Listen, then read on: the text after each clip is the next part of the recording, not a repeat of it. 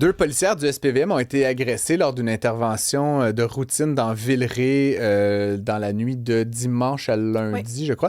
Les quatre suspects ont été appréhendés et font maintenant face, deux d'entre eux font face à des accusations. L'incident survient moins d'un mois après le meurtre d'un policier du même poste de quartier. On se rappellera des tristes événements qui ont eu lieu il y a quelques temps. J'ai eu une conversation plus tôt aujourd'hui avec Karima Brick, puis on a exprimé des points de vue divergents.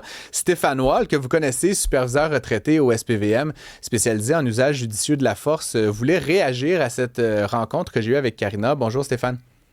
Bonjour Francis. Merci d'être avec nous. Je te lancerai peut-être déjà la balle au bon. On exprimait évidemment des points de vue un peu divergents. Je constatais notamment qu'on n'avait pas les faits puis qu'on avait été très rapide à condamner évidemment l'usage de la force contre les policières, mais qu'on ne savait rien de l'intervention elle-même. Toi qui es un spécialiste de l'usage judicieux de la force, est-ce que tu as une lecture sur les événements puis sur justement le traitement qu'on en a fait dans les dernières heures? Il y a deux volets, je dirais, peut-être à traiter si c'est possible. Puis d'ailleurs, je remercie Cube d'avoir été si réactif suite à mon petit message. Ça a été Tout à très fait. rapide. C'est sûr que mon ami André Gélina, ce matin, a témoigné, a expliqué un peu le contexte de l'agression sur les deux policières. Donc, je ne veux pas me répéter nécessairement. Une chose est certaine, c'est que ce qu'on constate dans les derniers mois sur le terrain, c'est qu'il y a vraiment une montée de la misogynie. Il y a beaucoup de commentaires contre les femmes policières. Malheureusement, il y a certains jeunes qui ont de la misère avec l'autorité. Puis ça commence dans certaines familles, devant des professeurs. Les professeurs aussi ont de la misère devant certains éducateurs. Et les policiers, c'est le point culminant. Donc, il y a un manque de respect qui existe de plus en plus. Une femme qui a un statut, qui possède un pouvoir, qui a une autorité, ça fait peur, ou s'il y a des jeunes qui aiment pas ça et ils sont très condescendants envers ces policiers-là. Puis il faut, je pense, parler de cette problématique-là qui existe dans certaines communautés actuellement. Tout à fait.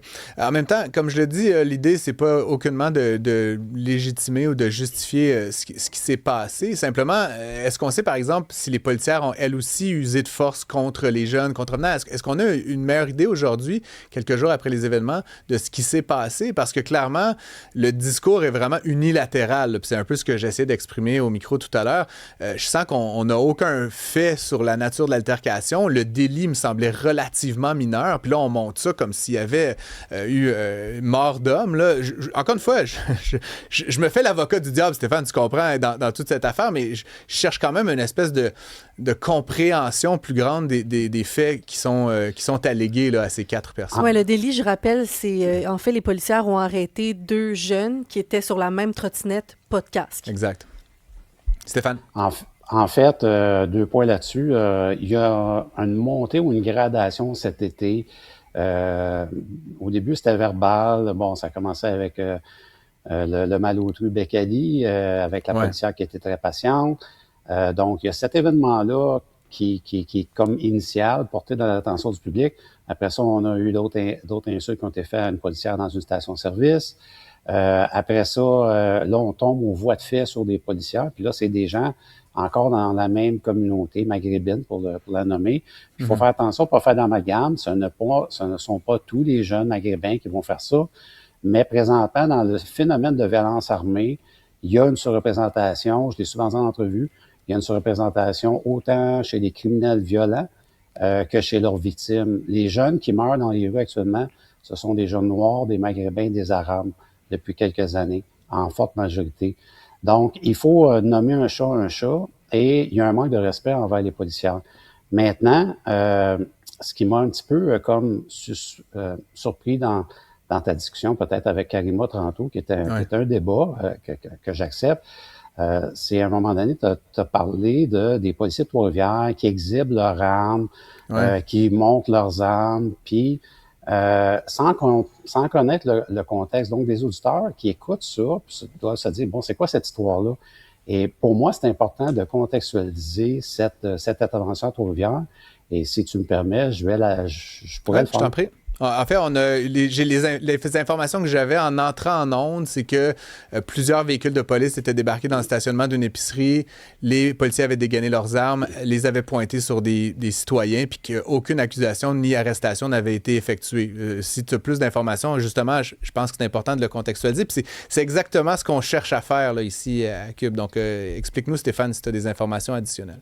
Ben, j'ai pas toutes les informations, bien entendu, mais il y a certains médias de Trois-Rivières qui m'ont contacté aussi, donc j'ai plus d'informations. Lorsque une interception de ce type-là se fait, on appelle ça une interception à risque élevé. Donc, je veux revenir sur l'historique un peu. Benoît Lécuyer, en 2002, le policier de Montréal se fait assassiner lors d'une interception.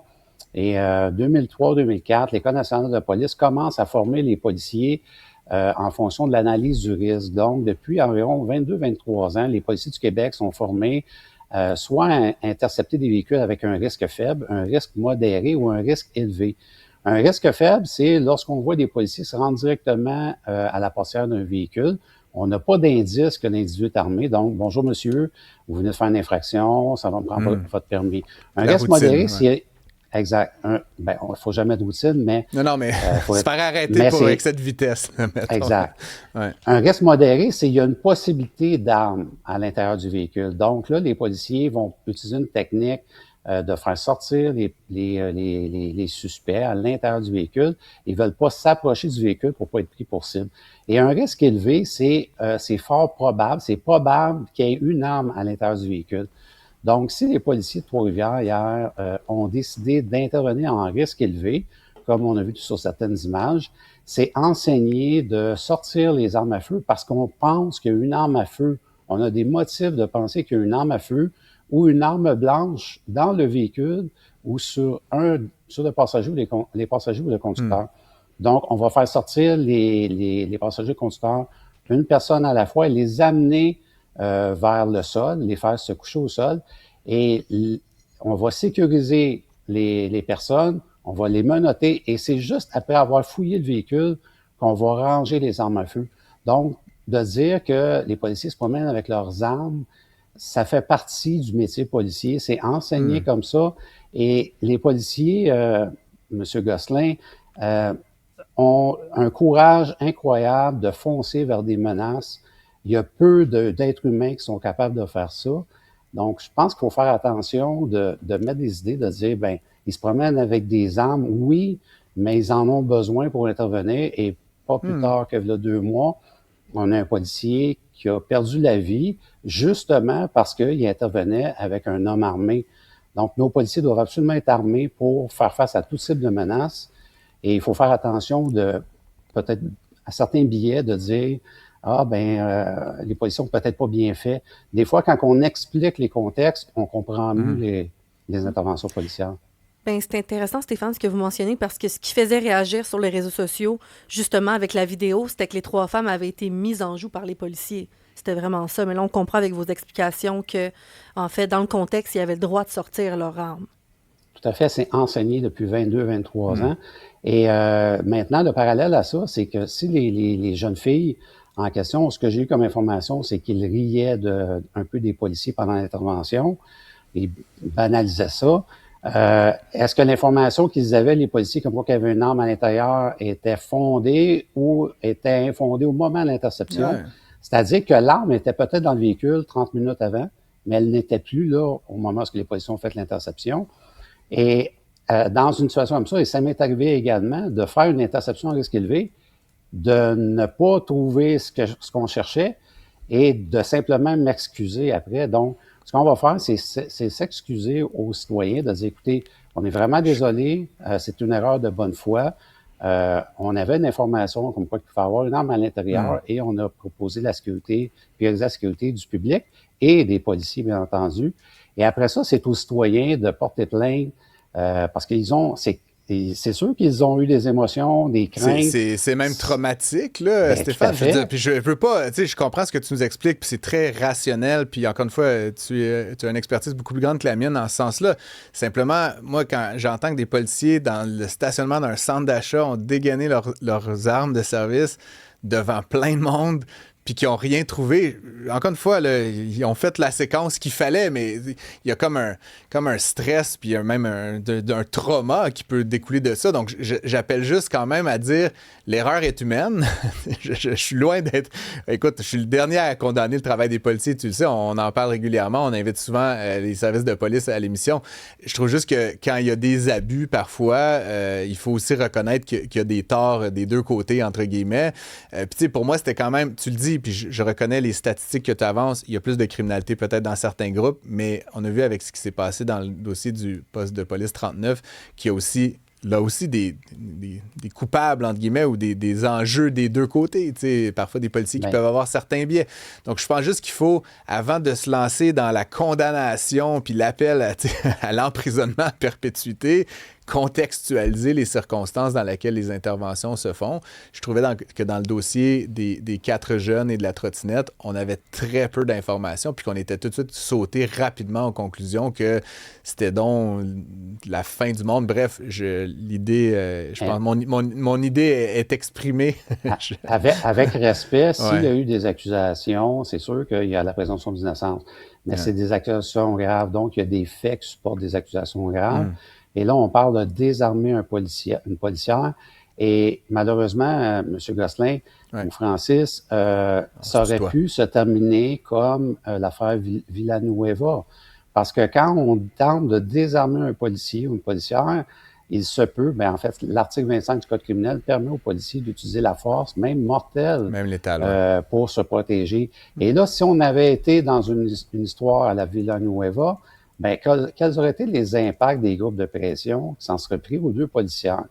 Donc, il faut faire attention, il faut éduquer nos jeunes à respecter les policières, respecter les professeurs, respecter les parents, certains jeunes, et de ne pas attaquer des policiers. Ça ne donne jamais rien. Si on n'est pas d'accord avec une intervention, par la suite, on porte plainte en déontologie policière. Et il y a certains policiers qui sont condamnés en déontologie policière. Et il faut aussi faire attention aux amalgames de profilage racial. Il y a des vrais cas de profilage racial, mais il y a aussi des amalgames de profilage racial. Et ça, les amalgames, c'est jamais bon ni pour le profilage racial, ni sur l'immigration. Ni sur les policiers, d'ailleurs. Et ça, on est entièrement d'accord, toi et moi. Peut-être une petite dernière, en Florence, 30 secondes. Est-ce que les jeunes auraient dû, selon vous, M. Wall, rester en prison pour faire passer un certain message? En fait, moi et mon confrère, justement, André Julineau, on a témoigné à quelques reprises, soit à la Chambre des communes, soit au Sénat, sur différents projets de loi. Et la loi sur la remise en liberté, c'est la loi C-75, qui a été votée en 2019 par le gouvernement Trudeau. Et cette loi-là vient d'être un petit peu modifiée, dont vient un petit peu d'être compliqué, parce que ça fait plusieurs années que les corps de police, les ministres provinciaux disaient que les remises en liberté étaient trop laxistes. Donc là, il y a eu un tour de vis qui a été fait par le gouvernement Carney avec une nouvelle loi cet été. Ça ne sera pas assez. Il va falloir plus qu'un tour de vis. Quand c'est un crime grave contre la personne, les criminels devraient être détenus pour comparution et les conditions de remise en liberté devraient être extrêmement sévères. La réalité, c'est que les conditions présentement sont plus ou moins surveillées. Donc, on remet des gens en liberté et on les surveille pas. On a eu un exemple cette semaine des libérations conditionnelles, un individu, un délinquant sexuel dangereux qui a été remis d'office à l'extérieur. Avec 80 ou quelque chose. Oui, 81 accusations. Et il n'est pas surveillé. On est ailleurs.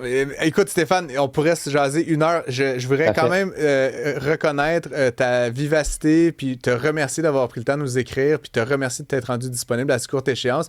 Je réitère que l'objectif de mon différend avec Karima, c'était un peu justement de faire jouer la contradiction, et tu as bien remis les points sur les i. Donc, merci énormément à toi, puis salutations et à bientôt. Merci pour votre réactivité.